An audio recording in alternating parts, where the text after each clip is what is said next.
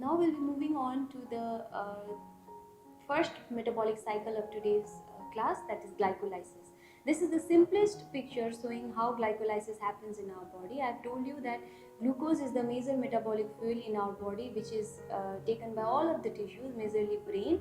So this glucose, since it is an hexose sugar, so it is broken, it is phosphorylated by the help of enzyme hexokinase, or it can also be phosphorylated by the enzyme glucokinase. So I'll be coming on to the difference between this hexokinase and glucokinase later. So it forms hexose phosphates, and this hexose phosphates, it goes into series of reaction forming fructose phosphate, fructose 1,6 bisphosphate, and then broken down into triose phosphate, that is two compound, that is glyceraldehyde and dihydroxyacetone phosphate. So these are the three carbon compounds, and ultimately these sugar, they get reduced to 3-phosphoglycerate to 2-phosphoglycerate into phosphoenol pyruvate, ultimately forming pyruvate. So the glycolysis, the main meaning of glycolysis is lysis of glucose to form pyruvate. In case of aerobic glycolysis, that is in the presence of oxygen, and there is no that is in absence of oxygen, it forms lactate. So pyruvate can also be converted into lactate by the help of enzyme lactate dehydrogenase, but this happens in case of anaerobic state only. In aerobic state, glucose is always converted into pyruvate, which further goes to the other metabolism. So this is the very simplest form of your carbohydrate metabolism, where your 6-carbon glucose is converted into your keto sugar, that is your pyruvate, to form 3-carbon compound, and this is the process whole is known as your glycolysis. So how is this glucose breaking down? So this glucose, it is acted upon by hexokinase, that is, the name itself says it acts on the 6-carbon compound. So not only to the glucose, it can act upon mannose, your galactose, any other 6-carbon compound. So this kinases are the compound which gives its phosphate, which phosphorylates or give the phosphate group, that is, it requires ATP, energy. So here you have one energy giving process. So glycolysis can be divided into two phases. One is your investment phase, that is, you are investing something, that is energy in the form of ATP, and you have payoff phase, that is, this energy is given on again in the form of ATP by hydrolysis of the formed compounds. So we can have this hexokinase as well as other enzyme known as glucokinase, which can phosphorylate this glucose. So this glucokinase and hexokinase are two enzymes which work is same, but hexokinase is present in all of the tissues, almost majorly all of the tissues, while glucokinase is present in liver and pancreas only. So why it is specific for liver and pancreas only, I'll be coming onto it subsequently. So the Km value for glucokinase, if you see, it is very less, so 10 to the power minus 2 millimole per liter. Now what does this mean? So if your Km value is low, you have increase in substrate affinity. What does this mean? So you have less glucose. For example, you have just 7 millimole of glucose. So this hexokinase, glucose can readily acted upon by hexokinase even in case of low amount of the glucose, if it is less than 7 millimole also. But the Km value for your glucokinase is 200 millimole per liter. So it requires more than almost 180 mg per deciliter of glucose to saturate or to have this glucokinase to act. So that's why only if there is abundant of glucose in our body, the liver and pancreas can take that, and liver majorly it is present in liver, so it can store that glucose in the form of glycogen. If it had not been acted, or if it had glucokinase would have been present in other tissues as well, brain would not have been able to take the glucose. So all of the other tissues have hexokinase, while liver and pancreas majorly have glucokinase. So that's why its action is different. So that's why this enzyme has two different mechanism of acting upon glucose. The work is same, that is, it is phosphorylating glucose to glucose 6-phosphate, but it can act in low substrate concentration, while glucokinase requires high glucose concentration for it to be saturated. Now after phosphorylating, that is, it is getting one phosphate group. Here you can see this is forming glucose 6-phosphate. So in the 6th carbon, it is phosphorylating or donating its phosphate group, forming glucose 6-phosphate, and this glucose 6-phosphate is converted into its isomer, that is fructose. Fructose is one of its isomer of glucose, by the help of enzyme phosphoglucose isomerase. It can also be written as phosphohexose isomerase. And after this, there is addition of again one phosphate group. There was one phosphate group in the 6th carbon, and again in the 1st carbon, forming fructose 1,6-bisphosphate. Here you can see there is use of 2 ATP, one here and another here. So this is why this is known as the investment phase. You are investing energy in the form of ATP. So phosphofructokinase is the enzyme which gives phosphorylase fructose 6-phosphate in your 1st carbon position. So phosphofructokinase 1 is important because it is the regulatory step in case of your glycolysis. It is also the rate limiting step for glycolysis, because after this, the glycolysis, the compound is only going for glycolysis.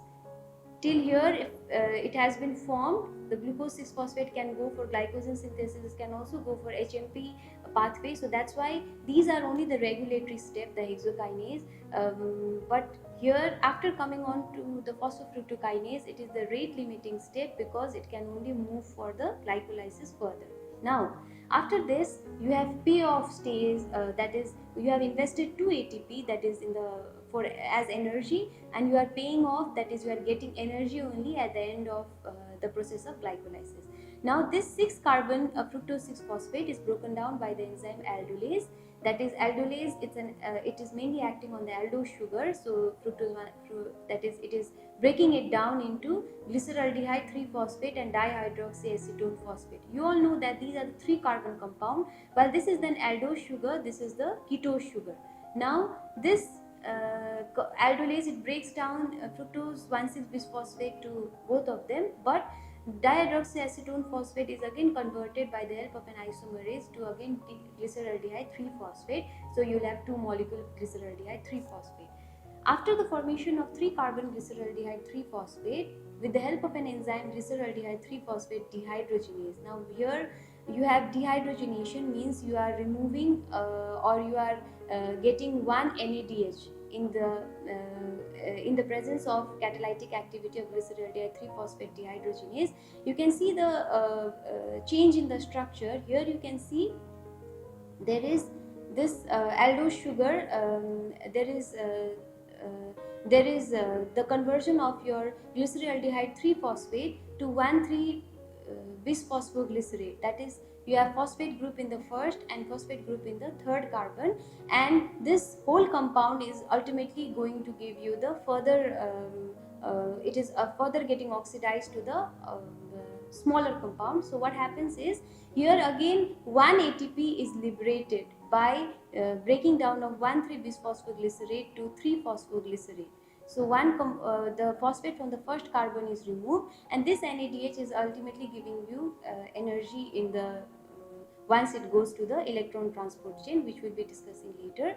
So then the other step, subsequent step, is conversion of 1,3-bisphosphoglycerate to 2,3-phosphoglycerate, removing one phosphate group, which is removed in the form of ATP. This 3-phosphoglycerate is converted into 2-phosphoglycerate. Here there is switching of the phosphate group from the 3rd carbon to the 2nd carbon, forming 2-phosphoglycerate, and which is ultimately converted into the compound known as phosphoenol pyruvate. We have an important enzyme here known as enolase. This enolase is an enzyme which is inhibited by halogen, that is fluoride. Why it is important is because we are requiring the estimation of glucose in the vial containing fluoride, which can inhibit the enolase so that the glycolysis does not happen or glucose is not taken up by your red blood cells. So this is an important enzyme by which you can inhibit the glycolysis, and it is also known as anti-glycolytic. So this is a subsequent step where your 6 carbon compound is ultimately converted into 3 carbon compound, that is glucose is ultimately converted into a keto compound known as pyruvate, which is ultimately giving you energy by moving on to TCA cycle and electron transport chain. So by conversion of 2-phosphoglycerate to phosphoenol pyruvate, the last step of your glycolysis happens, that is it is converted by pyruvate kinase to form pyruvate. This pyruvate is formed by the action of phosphoenol pyruvate, where your removal of your ATP is happening, that is this the phosphate group in the phosphoenol pyruvate is liberated in the form of ATP, and this pyruvate it is moving on to the other further metabolism like metabolism of fat or going on to the TCA cycle in case of aerobic glycolysis. And in case of anaerobic glycolysis, this pyruvate can be converted into lactate by the help of enzyme lactate dehydrogenase. Now, moving on to how is this glycolysis regulated in our body. So the glycolysis is required whenever there is glucose and we don't have energy. So glucose is converted into pyruvate to give us energy. But if we have excess of energy, then what will our body will do? So it inhibits, that is if there is more and more ATP, it inhibits glycolysis. But if there is AMP, that is adenosine monophosphate, which is the status of low energy state, so it is an indicator of low energy state, it inhibits your it activates your glycolysis. Fructose 2,6-bisphosphate is an activator of your phosphofructokinase 1, which can help in activation of glycolysis. ADP, potassium and phosphate, these are also activator of glycolysis. When you have phosphate, ADP, you have, that is this is the inorganic phosphate, this can all activate the glycolysis. Now high energy state, like you have citrate is ultimately formed from pyruvate to acetyl CoA to citrate. This is most important in case of TCA cycle. If we have more and more of citrate, it means that body do not require glucose to be broken down in the further steps, so it inhibits glycolysis. You have calcium, magnesium and low pH, if it is in the high amount, it inhibits glycolysis. So these are the inhibitors. Remember that low energy state it activates glycolysis, while high energy state inhibits glycolysis, because glycolysis is ultimately giving glucose to ATP. Now, how is this regulation of glycolysis happening? So it can happen by the help of activator and inhibitor, and also there is feedback inhibition by the product. So whenever there is more and more amount of glucose 6-phosphate, it can inhibit your hexokinase, so your glycolysis will not happen. Insulin, it is a positive regulator of glucokinase. Why this happens is, insulin is an anabolic hormone, it goes towards glycogenesis. So this glucose 6-phosphate which forms, it goes towards glycogenesis in the presence of high insulin. Second regulatory step is your phosphofructokinase. This is a rate limiting step as well. So phosphofructokinase is activated by low energy state like AMP, and you have fructose 2,6-bisphosphate. So fructose 2,6-bisphosphate is converted an activator of your phosphofructokinase, which helps for the glycolysis to be subsequently happening in the further steps. While ATP and citrate, since they are the high energy state, they inhibit phosphofructokinase. Similarly, your pyruvate kinase is again regulated by your high energy state like ATP, and also that pyruvate kinase, when it is phosphorylated, it becomes inactive. So whenever there is more and more ATP, the pyruvate kinase is phosphorylated and it can become inactive by the help of your enzyme, that is, it is phosphorylated through the CMP pathway. By CMP is giving protein kinase C, which gives phosphorylation of your pyruvate kinase, and your pyruvate kinase, if it is dephosphorylated, then it is an active state, so that glycolysis take place. Now this glycolysis has number of clinical significance. We have known that glycolysis is majorly taking place in energy requiring organ like your brain, you have RBCs. So if there is an enzyme deficiency of phosphofructokinase, pyruvate kinase, your RBC cannot have their nutrient, that is glucose is not available, or glucose is not broken down into ATP, and this RBC they get light. So hemolytic anemia can happen in case of absence of your pyruvate kinase or phosphofructokinase. Now, another clinical significance of glycolysis is taken by the tumor cells. We all know that cancer cells are the rapidly growing cells, and we have more amount of anaerobic glycolysis taking place in your tumor cells. What happens is they are taking glycolysis as the sole source of energy by the tumor cells. It happens that there is inhibition of mitochondrial oxidative phosphorylation because those cancer cells, they are mainly suffering from hypoxia, that is there is less oxygen, but because there is less oxygen they cannot take aerobic glycolysis in further process, so it becomes anaerobic glycolysis more prominent. And since anaerobic glycolysis produces lactate as the end product from glucose, so it becomes toxic to the tumor cell, which contributes to the tumor necrosis. Once they become necrosed, what happens is there is more and more angiogenesis happening to give the blood supply to those tumor cells, and this also is also the basis of therapeutic implication, that is anti-angiogenic therapy is being implicated. But your glycolysis is the major that is anaerobic glycolysis is the major pathway by which the tumor cells derives its energy to grow in even in case of hypoxic environment.